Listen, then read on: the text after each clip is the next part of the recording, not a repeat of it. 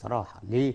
لان الكابتن ايمن الرمادي السنه اللي فاتت جه 30 يوم جاب لك تاني اقوى بطوله في مصر، كاس مصر. مشيتوه ليه؟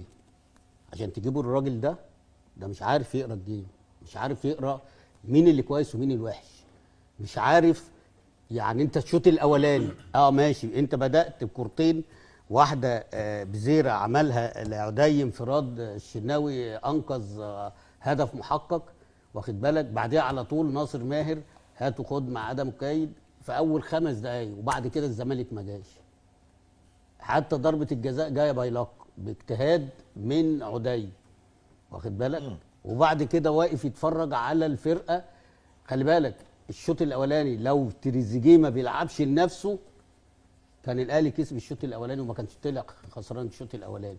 لو تريزيجيه مش عايز يقول لك انا اهو انا هروح اعمل محضر في الاسم مش هدي لحد الكوره، واخد بالك. وهو ربنا ما هدي لحد الكوره، كاننا بنلعب بالظبط في ملعب خماسي وهو زعلان من حد مش عايز يبص لحد خالص.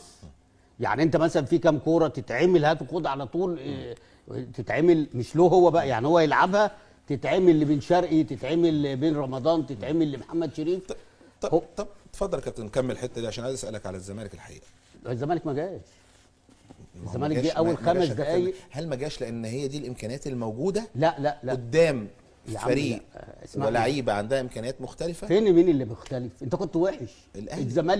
الزمالك اللي فوقك. الزمالك فوقنا فريق متقدم والى حد ما ضيع فرصه في الشوط الاولاني، لكن الامكانيات هنا فرصتين في اول 5 دقائق. حتى لو دول جم بالشكل ده كان هيخسر. الراجل وحش، الراجل مش عارف يلعبك كوره. هو انت دلوقتي في نص الملعب انت حاطط لي عبد الله السعيد مبوظ اللعب وحط ضربه الجزاء وضيعها. المفروض ان هم يشدوه. تمام، لازم يشدوا، خلاص مش شايف. انت تقعده 118 دقيقه لغايه ما الحكم يصفر. ده انهي عقل وانهي منطق بيقول الكلام ده؟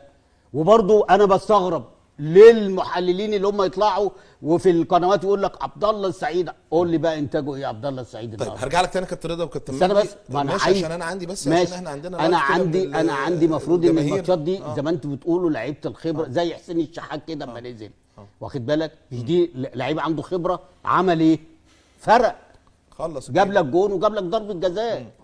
طب ما هو ده اللي انا بتكلم فيه. نادي الزمالك لغايه دلوقتي ما عندوش الحاجه، يعني النوعيات بتاعت حسين الشحات، نوعيات تريزيجيه، يا عم ما عنده بس ما بيلعبوش كوره.